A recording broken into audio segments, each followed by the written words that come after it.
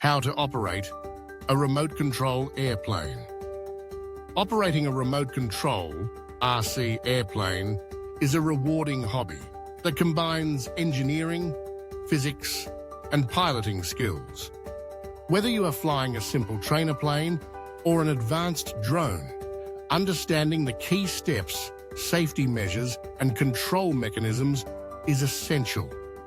This guide provides a comprehensive overview of the entire operation process, understanding the components of a remote-controlled airplane.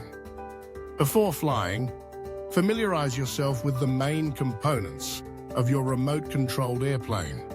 Fuselage, main body, the main part containing internal components. Wings provide lift. Tail, empennage, stabilizes the airplane, includes the rudder and elevator. Control surfaces, ailerons, located on the wings, control roll. Elevator, on the tail, controls nose, pitch up/down. Rudder, on the vertical fin, controls left, right yaw. Power system, motor, electric, brushless, or internal combustion engine. Electronic speed controller, ESC, regulates power to the motor. Battery, commonly LiPo battery, provides lightweight power. Propeller, converts rotational motion into thrust. Radio system, transmitter, TX, handheld controller. Receiver, RX, component on the airplane that receives signals from the transmitter. Servo, converts signals into mechanical movement. 2. Preparation before flying. Proper preparation is essential for safe and successful operation. Read the manual. Each aircraft model is different. Carefully read the manufacturer's manual to understand the specifications, recommended batteries, charging methods, and maintenance tips. Charge the battery. Use a LiPo charger compatible with a fireproof charging bag. Never leave the battery unattended while charging. Check the voltage and balance the battery cells. Check the aircraft. Before flying, check the control surfaces to ensure they are securely attached and move freely. Inspect the wings, fuselage, and landing gear for cracks or damage. Ensure all screws, hinges, and connectors are tight. Check the flight range. Most transmitters have a range check mode. Move away from the aircraft, 30 to 50 meters. Check the response of the control surfaces. Ensure there is no signal loss. Environmental conditions. Avoid strong winds, rain, or extreme temperatures. Choose a wide, obstacle-free area, RC airfield, or open park. Be aware of power lines, buildings, or wildlife. 3. Understanding the transmitter. Controller. The transmitter is the pilot's main tool. Mostly uses Mode A2 configuration. Functions to control in Mode 2 left stick. Throttle, yaw. Up, down. Controls. Throttle at speed. Left butt, right. Rudder. Controls yaw. Right stick. Pitch, roll. Up and down. Elevator, pitch. Left, right. Ailerons. Roll. Other switches can control flight modes, e.g. stabilization, flips, retractable wheels, or camera functions. Linking and setting up the aircraft receiver. Linking. Linking is the process of pairing the transmitter with the aircraft. Turn on the receiver while holding the linking button. Start the linking process on the transmitter. The LED will indicate a successful link. Control calibration. Set the control sticks and trims to the center position. Ensure all control surfaces move in the correct direction. Elevator moves down when pulling the stick backward. Ailerons roll right when the stick is moved to the right.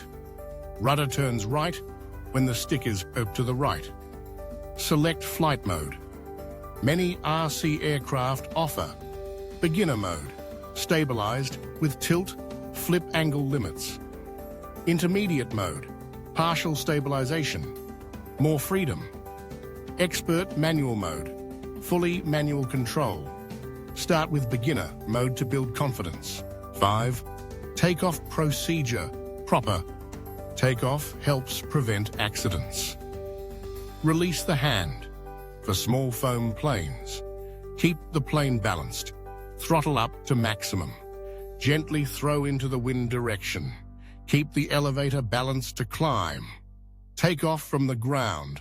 For planes with wheels, point the plane towards the wind. Increase throttle gradually. Use the rudder to maintain direction. Gently pull the elevator up to take off.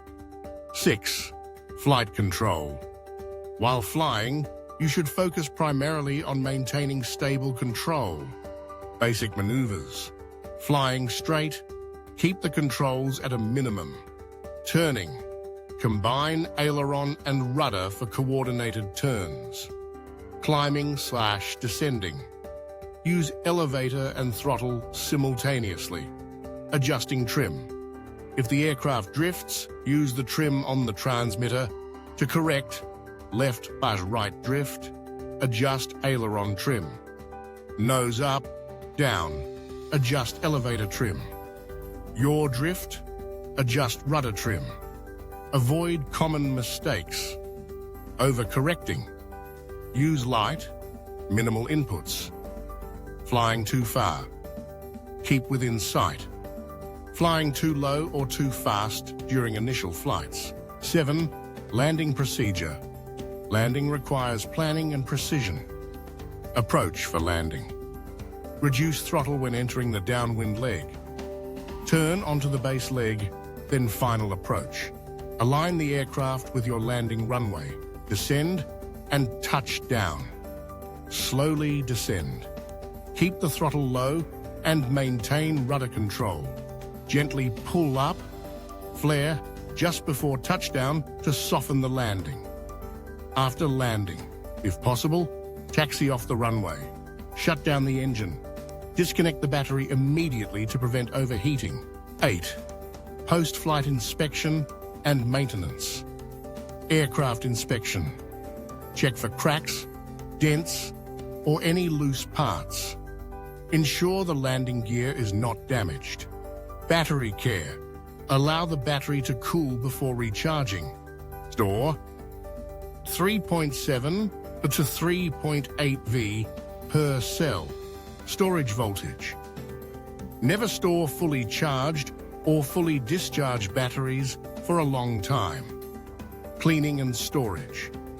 Wipe off dust or debris. Store the aircraft in a cool, dry place. Ensure the transmitter and battery are stored safely. 9. Safety instructions. General safety. Always fly within sight. Keep away from crowds, animals, or streets. Do not fly higher than 400 feet, according to FAACEE regulations in many countries. Legal compliance. Register your aircraft if required by the local aviation authority. Join a model aircraft club to gain access to airfields and insurance. Emergency procedures. Signal loss. Most modern receivers activate fail-safe, setting throttle to 0 and controls to neutral position. Engine failure. Glide down using lift and rudder. Accident procedure. Turn off power immediately, recover parts, and check for damage before reuse. 10. Improve your skills. Once you have mastered basic flying, you can explore aerobatics. Loops, rolls, inverted flight, and stall turns require a precise control and an understanding of aerodynamics. FPV, first-person view. Using a camera mounted on the aircraft and goggles for an immersive flying experience, requires additional equipment and signal management, self-assembly and repair. Assemble kits or build your own from foam or balsa wood. Learn soldering, electronics and programming. Simulators. RC flight simulators are great for practice without risk. Many simulators support input from real controllers. Conclusion. Flying a remote-controlled airplane is a combination of technical skill, patience, and passion. By mastering the basics, from preparing the equipment and recognizing the environment to precise control during flight, you can enjoy hours of safe and exciting flying. Like any discipline, progress comes from time, practice, and a continuous learning spirit.